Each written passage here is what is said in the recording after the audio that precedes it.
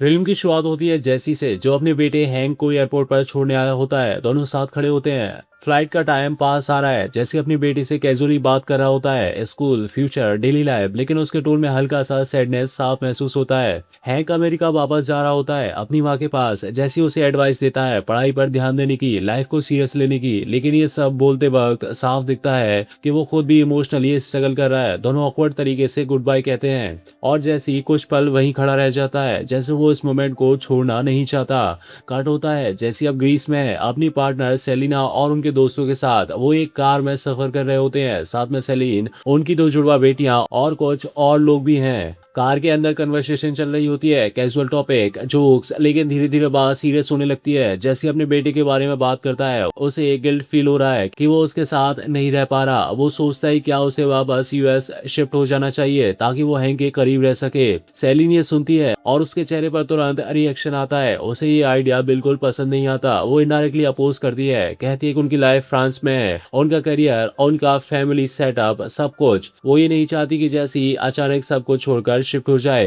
यहीं से उनके बीच सबटल टेंशन शुरू हो जाता है। शुरुआत में ये सिर्फ डिस्कशन है, लेकिन दोनों के टोन से साफ हो जाता है कि ये टॉपिक सेंसिटिव है। जैसी इमोशनल एंगल से सोच रहा है, फादर होने के नाते गिल्ट में है। सेलिन प्रैक्टिकल एंगल से सोच रही है, रियल लाइफ रिस्पॉन्सिबिलिटीज, स्टेबिलिटी। दोनों सही है, लेकिन दोनों एक दूसरे से एग्री नहीं कर पा रहे। कार जर्नी के दौरान ही उनके बीच छोटी छोटी आर्ग्यूमेंट शुरू हो जाती हैं। टोन काम है, लेकिन अंदर प्रेशर बिल्ट हो रहा है। वो ग्रीस के एक ब्यूटीफुल कंट्री साइड में पहुंचे होते हैं, जहां वो अपने राइटर दोस्त के घर ठहरे हैं। वहां का माहौल शांत है, nature, open space, relax vibe, लेकिन उनके रिलेशनशिप के अंदर जो टेंशन है वो खत्म नहीं हो रहा। डिनर टेबल पर सब लोग साथ बैठे होते हैं, फ्रेंड्स, फैमिली, और वहाँ रिलेशनशिप पर डिस्कशन शुरू होता है। हर कोई अपने एक्सपीरियंस शेयर करता है। लव, सेक्स, कमिटमेंट, टाइम के साथ बदलते रिश्ते, सब ओपनली डिस्कस होता है। जेसी और सेलिन भी इस कन्वर्सेशन में शामिल होते हैं, लेकिन उनके जवाबों में डिफरेंस साफ दिखते हैं। सेलिन रिलेशनशिप को ज्यादा रियलिस्टिक और समटाइम्स क्लिनिकल तरीके से देखती है, जबकि जेसी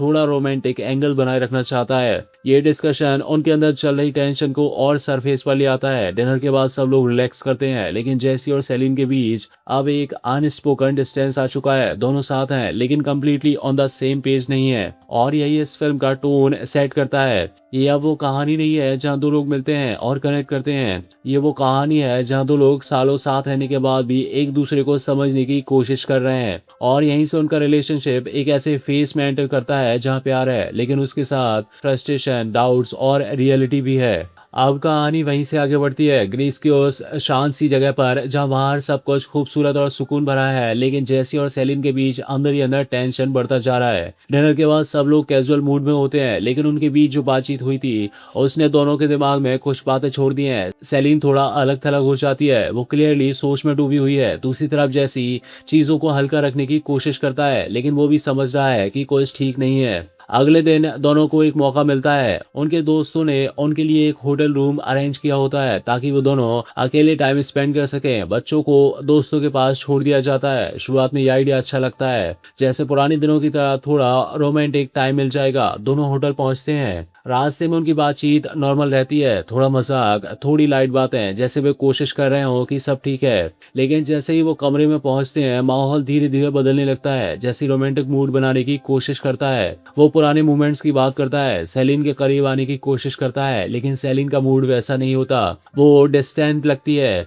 जैसी नोटिस करता है और पूछता है क्या हुआ, और यहीं से असली कन्फ्रंटेशन शुरू होता है। सेलिन अचानक अपनी फ्रस्ट्रेशन बाहर निकाल देती है। वो कहती है कि जैसी उसे सीरियसली नहीं लेता, वो हर चीज को हल्के में लेता है। जैसी डिफेंड करता है, वो कहता है कि वो हर चीजों को पॉजिटिव रखने की कोशिश करता है, लेकिन बात यहीं नहीं रुकती। धीरे धीरे डिस्कशन आर्ग्यूमेंट में बदल जाता है। अब दोनों एक दूसरे पर पुराने इश्यूज निकालने लगते हैं। कैरियर, फैमिली, रिस्पॉन्सिबिलिटी, सब कुछ सामने आने लगता है। सेलिन ओपनली बोलती है कि उसे लगता है कि उसने अपने कैरियर सेक्रीफाइस किए हैं, और जैसी उतना अप्रिशिएट नहीं करता। जैसी ये सुनकर हर्ट होता है, उसे लगता है कि वो भी अपनी तरफ से सब कर रहा है। अब कन्वर्सेशन पूरी तरह हीटेड हो जाती है। दोनों एक दूसरे की बात करते हैं, टोन ऊंचा हो जाता है, और जो बातें शायद सालों से अंदर दबा कर रखी थी वो सब बाहर आने लगती हैं। जैसी फिर वही टॉपिक उठाता है, अपने बेटे हैंक के पास रहने का। सेलिन इस पर और भड़क जाती है। उसे लगता है कि जैसी उनकी करंट फैमिली को इग्नोर कर रहा है। जैसी को लगता है कि सेलिन उसकी सिचुएशन को समझ नहीं रही। अब ये ये सिर्फ डिसएग्रीमेंट नहीं है, ये क्लैश है, दो अलग सोच, दो अलग प्रायोरिटीज, और यहीं से उनका आर्ग्यूमेंट पर्सनल हो जाता है। सेलिन जैसी पर एक्यूज करती है कि वो सेल्फिश है, जैसी पलटकर कहता है कि सेलिन हमेशा नेगेटिव रहती है।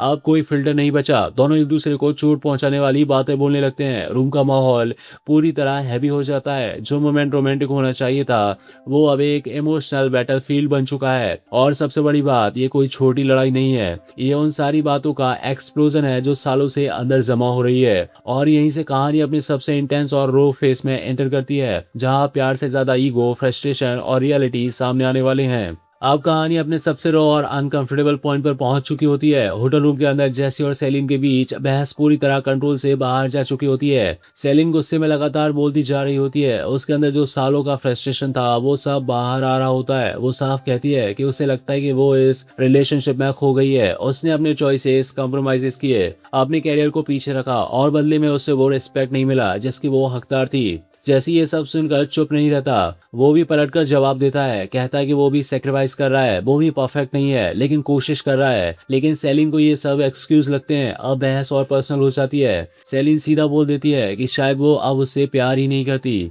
ये सुनकर जैसी अंदर से हिल जाता है। कुछ पल के लिए वो चुप हो जाता है, लेकिन फिर वो भी कंट्रोल खो देता है। वो सरकास्टिक टोन में जवाब देता है, जैसा खुद को बचाने की कोशिश कर रहा हो। सेलिन और भड़क जाती है। अब दोनों के बीच कोई सॉफ्टनेस नहीं बची, सिर्फ गुस्सा और हर्ट है। आखिरकार सेलिन गुस्से में रूम छोड़कर बाहर निकल जाती है। जैसी कुछ देर अकेला बैठा रहता है, क्लियरली टूट चुका होता है। उसे समझ नहीं आता कि यह सब इतना आगे कैसे बढ़ गया। कुछ देर बाद वो भी बाहर जाता है। सेलिन एक कैफे के पास बैठी होती है, अकेली। जैसी उसके पास जाता है, लेकिन इस बार उसका अप्रोच अलग होता है। वो लड़ने नहीं आता, बल्कि चीजों को ठीक करने की कोशिश करता है। वो एक इमेजिनरी स्टोरी बनाता है फ्यूचर की, जैसे वो दोनों बूढ़े हो चुके हैं और एक दूसरे से बात कर रहे हैं। वो हल्के तरीके से माहौल को सॉफ्टन करने की कोशिश करता है। शुरुआत में सेलिन उसे सीरियसली नहीं लेती, वो अब भी हर्ट है, लेकिन जैसी हार नहीं मानता, वो धीरे धीरे उसे हंसाने की कोशिश करता है, सिचुएशन को टाइट करने की। और कहीं ना कहीं सेलिन का गुस्सा थोड़ा सॉफ्टन होने लगता है। ये कोई मैजिकल फिक्स नहीं है, सब कुछ इंस्टेंटली ठीक नहीं होता, लेकिन एक छोटी सी शिफ्ट आती है। सेलिन उसे देखती है और उसके चेहरे पर हल्की सी मुस्कान आती है। ये मुस्कान छोटी है लेकिन बहुत जरूरी है। ये दिखाती है कि चाहे कितनी भी लड़ाई हो, उनके बीच कनेक्शन अभी भी है। फिल्म यही खत्म होती है, कोई परफेक्ट एंडिंग नहीं, कोई क्लियर सॉल्यूशन नहीं, बस दो लोग जो अभी भी साथ हैं, लड़ते हैं, टूटते हैं, लेकिन फिर भी एक दूसरे को छोड़ते नहीं। और यही इस कहानी की असली सच्चाई है। प्यार हमेशा खूबसूरत नहीं होता, कभी कभी वो मैसी होता है, पेनफुल होता है, लेकिन अगर कनेक्शन सच्चा है तो वो खत्म नहीं होता। बिफोर मिडनाइट इसी के साथ खत्म हो जाती है। उम्मीद है दोस्तों आपको हमारा एक्सप्लेनेशन पसंद आया होगा। धन्यवाद।